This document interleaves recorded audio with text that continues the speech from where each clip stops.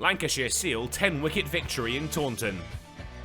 Day 2 in Taunton really was scintillating. Lancashire finished on 373 before their bowlers tore through Somerset to dismiss the hosts for 90 and enforce the follow-on. But Somerset's second attempt was much more productive. Tom Lammonby at the forefront with 100 to help his side reduce the deficit to just 57. Hildreth had moved to third place in Somerset's all-time list of first-class run scorers, but he couldn't add many more, out to Bailey for 26, just what Lancashire wanted. He had Goldsworthy too. The deficit was now below 50, but Lancashire were on the charge. Davis and Van der Merwe chipped away at it even more. Hopes of a win dispensed with, but they at least wanted to make their visitors that again. Balderson put a stop to their partnership, with 4 more needed for that to come to fruition, well caught by Wells in the cordon.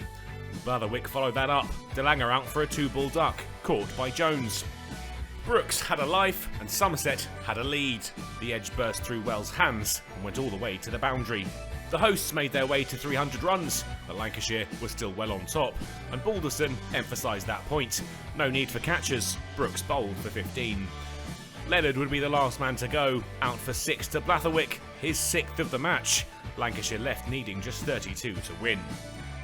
Somerset's second innings was a vast improvement on their first. If they'd put up the kind of fight that Lammonby had earlier in the match, perhaps they may not have been staring at a defeat inside 3 days. Lancashire, though, had 20 or so minutes before lunch and would be determined to wrap it up early. And after just 2 overs, they were already halfway there. They made short work of the target. Lancashire sealed the win by 10 wickets when Davis guided Ned Leonard to the boundary and then picked up 2 off the last ball of his over.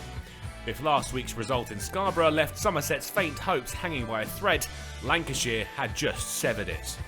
Another massive defeat for the side from the southwest, who had headed into this stage of the competition with such high hopes.